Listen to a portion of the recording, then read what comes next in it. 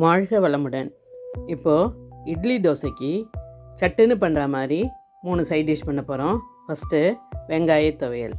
இதுக்கு மிளகாய், சின்ன வெங்காயம், உப்பு, புளி இதுதான் தேவையானது. இதை ஃபஸ்ட்டு அம்மியில் மிளகாய், உப்பு, புளியை வச்சு நைஸாக அரைச்சிக்கிறோம்.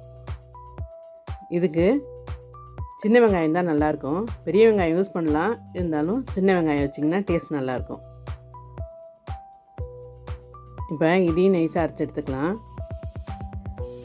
இதை மிக்சிலையும் அரைக்கலாம், ஆனால் அம்மியில் அரைச்சிங்கன்னா அந்த டேஸ்ட்டே தனி தான் அதுக்கு.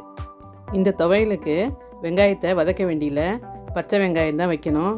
இதுக்கு பச்சை வெங்காய மிளகா அப்படின்னு கூட சொல்லுவாங்க. இதை இட்லியை ஊற்றி வச்சுட்டு அது வேகிறதுக்குள்ளேயே அரைச்சிடலாம். அந்த அளவுக்கு இது ஈஸியானது.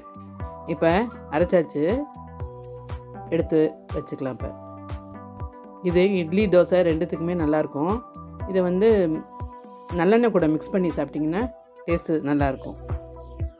இப்போ வெங்காய துவையல் அரைச்சாச்சு. அடுத்தது பூண்டு துவையல். இதுக்கு மிளகாய், உப்பு, புளி, பூண்டு. இதுக்கும் பூண்டை வதக்க வேண்டாம், அப்படியே பச்சையாக வச்சுக்கலாம். மிளகாய், உப்பு, புளியை நைஸாக அரைச்சிக்குவோம். இப்போ இது கூட பூண்டை சேர்த்து அரைச்சி எடுத்துக்கலாம். இந்த பூண்டு துவையல் வெந்தய தோசை, முடக்கத்தான் தோசை இதுக்கெல்லாம் ஒரு நல்ல காம்பினேஷனாக இருக்கும் அது. இப்போ இதை அரைச்சி எடுத்துட்டாச்சு. இது கூட நல்லெண்ணெய் மிக்ஸ் பண்ணி தொட்டுக்கிட்டிங்கன்னா டேஸ்ட் நல்லாயிருக்கும். இந்த துவையலுக்கு உங்களுக்கு காரம் எப்படி தேவையோ அந்த அளவுக்கு கூடவோ குறைச்சலோ வச்சுக்கோங்க. ஆனால் இந்த துவையல் கொஞ்சம் காரமாக தான் இருக்கும். காரம் விருப்பம் இல்லைன்னா கொஞ்சம் குறைச்சிக்கலாம். இப்போ நம்மளோட பூண்டு துவையலும் ரெடி ஆயிடுச்சு. அடுத்தது தேங்காய், மிளகாய் பொடி. இதுக்கு தேவையானது மிளகாய், தேங்காய், உப்பு, பூண்டு. இதுக்கு புளி தேவையில்லை. ஃபஸ்ட்டு மிளகாவை நைஸாக அரைச்சிக்கணும். அப்புறம் தேங்காவை கொஞ்சம் குறைப்பாக அரைச்சிட்டு பூண்டையும் சேர்த்து குறைப்பாக அரைச்சி எடுத்துக்கலாம். இதை மிக்சிலையும் அரைக்கலாம். மிக்சியில் அரைக்கிறதுக்கு ஈஸியானது என்னென்னா, காரப்பொடி போட்டு தேங்காய், உப்பு, பூண்டு போட்டு பல்ஸில் 2 தடவை ஓட விட்டிங்கனாலே அது அரைப்பட்டுடும்.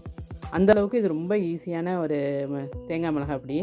இதுவும் இட்லி தோசைக்கு நல்லாயிருக்கும். இப்போ நம்மளோட 3 சைட் டிஷ்ஷும் ரெடி ஆகிடுச்சு. இட்லி தோசைக்கு இது ஒரு பெஸ்ட்டு காம்பினேஷனாக இருக்கும்.